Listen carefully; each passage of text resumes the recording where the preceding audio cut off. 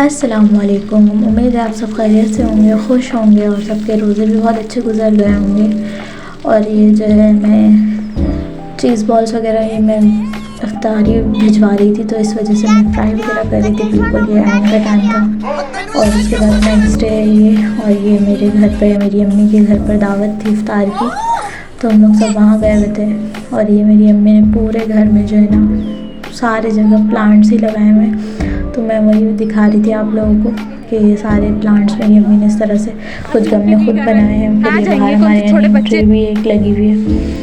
और ये उससे अगले ये 3 दिन का ब्लॉग है। ये जो है ना 3rd डे जो है मेरे घर पर ही दावत थी अम्मी के घर वालों की, ज़ैनब की जो है ना ईदी आनी थी, तो इसी वजह से जो है ना। और इस दफ़ा ज़रा शुरू में तबीयत वगैरह ज़रा सेट नहीं थी, तो हम लोगों ने जो दावतों का सिलसिला है वो बिल्कुल लास्ट में रह गया। तो इसी वजह से जो है ना मैंने एक दिन पहले से मैं तैयारी कर रही थी, तो उसी दिन जो है ना मैं कुछ तैयारी करके घर गई थी, तो तैयारी वगैरह कर रही थी। मेरी दावत का तो अम्मी की दावत तो काफ़ी दिनों से अम्मी बोल रही थी, लेकिन पेंडिंग पे रह गई थी इस वजह से कि मेरे हस्बैंड की तबीयत थोड़ी ठीक नहीं थी। सारे रमज़ान जो है उनकी तबीयत ज़रा ख़राब रही है, तो इसी वजह से जाना नहीं हो सका। फिर जब गए तो फिर नेक्स्ट डे मैंने रख ली थी कि जो है ना जल्दी से फिर रमज़ान की कुछ तैयारी वगैरह जो लास्ट ईद की तैयारी करनी थी, इस वजह से जल्दी से दावतें फिनिश हो जाएंगी इसलिए। तो मैंने अपना मेन्यू वगैरह बना लिया था। तो सबसे पहले जो है ना मैंने ड्रम स्टिक्स वगैरह बना लिए थे, चीज़ बॉल्स वगैरह ये सब फ्रोज़न आइटम्स मैंने बना के पहले ही फ्रीज़र कर दिया था। और ये उस दिन जो है मैं डो वगैरह बना रही थी, ब्रेड क्रम की कोटिंग वगैरह करके, जो एक दिन पहले मैंने बना के रखा था, तो उसको फ्रिज में रख दिया था कि वो ठंडे हो जाए, तो फिर उसकी अच्छी ब्रेड क्रम की कोटिंग कर लूँ। तो दैन फिर उसके बाद ये जो है मैं डो बना के रख रही थी पिज़्ज़ा के लिए। सॉस वगैरह भी मैंने पहले ही बना के रख ली थी। सॉस बना लो तो फिर बहुत ईजी रहता है। फिर ये चिकन जो है मैंने विनेगर डाल के अच्छे से वॉश कर लिया था। फिर सारी चीज़ें वेजीज वगैरह चॉप करके रख रही थी। ये मैंने सैंडविच बनाने थे, उसके लिए कुकुम्बर जल्दी से स्लाइसर में मैंने कट कर लिए। फिर ये सारी चीज़ें स्टेप बाय स्टेप कर रही थी कि जल्दी जल्दी हो जाए। जब बंदा एक बंदा होता है तो फिर ज़रा करने में थोड़ा डिफ़िकल्ट होता है, तो फिर पूरे एक सिलसिले से करना पड़ता है।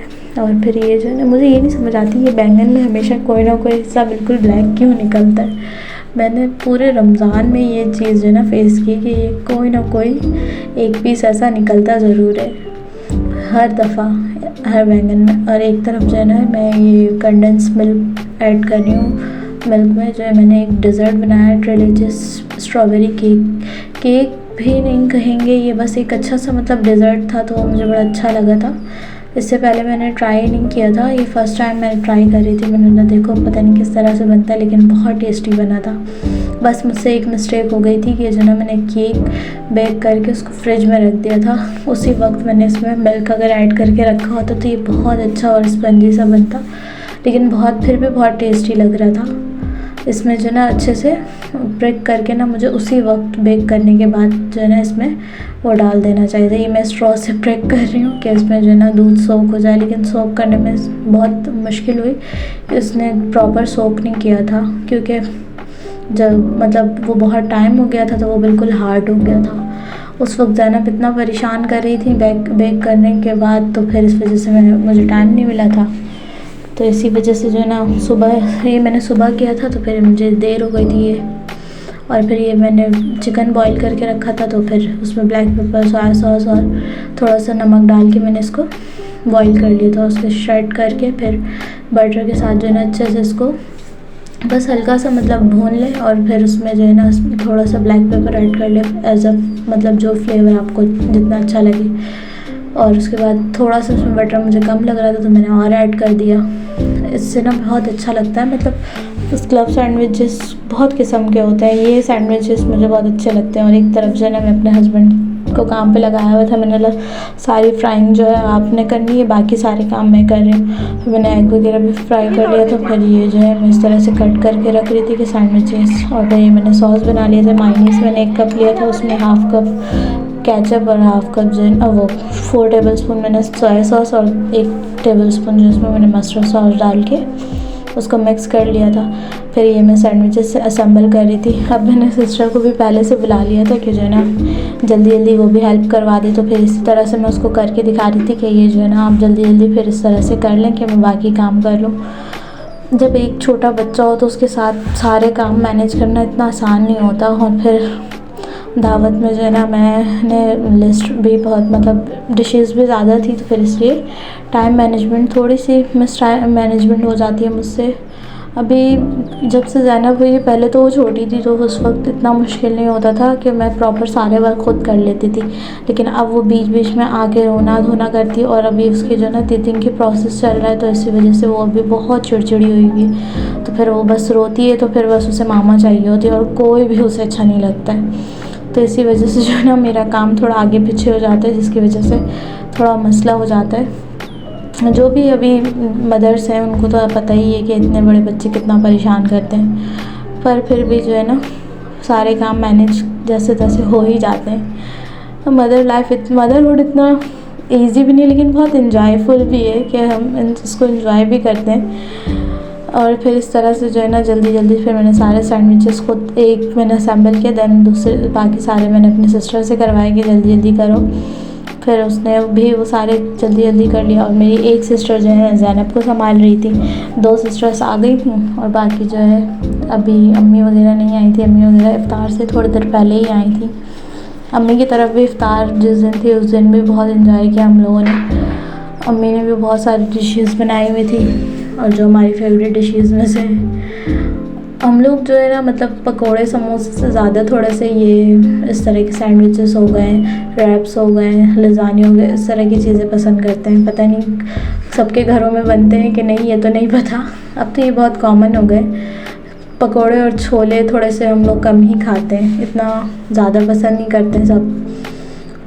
हालांकि कोई ऐसा नहीं है कि बाकी जो फूड्स होते हैं हम फ्राइड आइटम नहीं खाते, बस उनका टेस्ट इतना पसंद नहीं है तो शायद इसी वजह से इतना नहीं खाते। और मेरे ख़्याल में जो भी थोड़े से मेडिटेरियन फूड कुजीन को पसंद करते हैं उनको ये सारी चीज़ें बहुत पसंद आती हैं।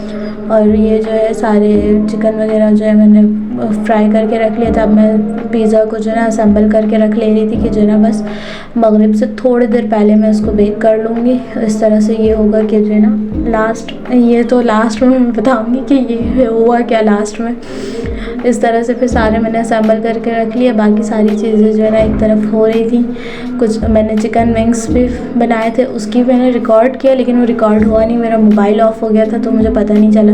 ड्रम स्टिक्स वगैरह भी जो है ना एक सिस्टर मेरी ये फ्राई कर रही थी और मेरे हस्बैंड जो है ना इस तरफ फ्राई कर रहे थे ड्रम स्टिक्स वगैरह, फ्रोज़न आइटम्स जो होते हैं। और ये जो है चिकन विंग्स की रेसिपी बहुत सिंपल है, इससे पहले भी मैंने शेयर की है लेकिन बहुत टेस्टी बनते, कभी घर में ज़रूर ट्राई करेंगे। इसमें जो बस विनेगर, थोड़ा सा सोया सॉस अपने हिसाब से डाल दें जितना चिकन है। मैं भी एक अंदाज़े से डालती हूँ, कोई प्रॉपर उसमें मैनेजमेंट।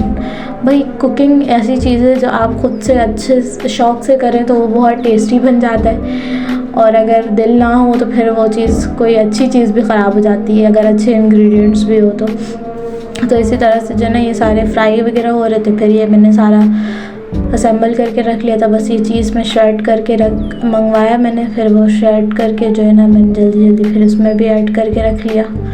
एक तरफ फ्रूट्स वगैरह भी कट कर रही थी। ये मतलब एक वक्त में बहुत सारे काम। इफ्तार की दावत ऐसी होती है कि उसमें टाइम जो है ना बिल्कुल प्रॉपर टाइमिंग की वजह से, आम दावतें हो तो उसमें इतना प्रॉब्लम नहीं होता कि वो टाइम आगे पीछे भी हो जाता तो कोई मसला नहीं है, लेकिन ये अज़ान से पहले सारी चीज़ें प्रिपेयर हो जाए, बंदा यही चाहता है। तो इसीलिए जो है ना बहुत जल्दी बस फास्ट एंड फ्यूरियस वर्क हो रहा होता है, सब बहुत जल्दी वर्क कर रहे होते हैं। फिर ये जो है ना मेरा केक जो मैंने बेक किया हुआ था, तो फिर उसमें देखें किस तरह से ना ये सोप पूरा नहीं हुआ।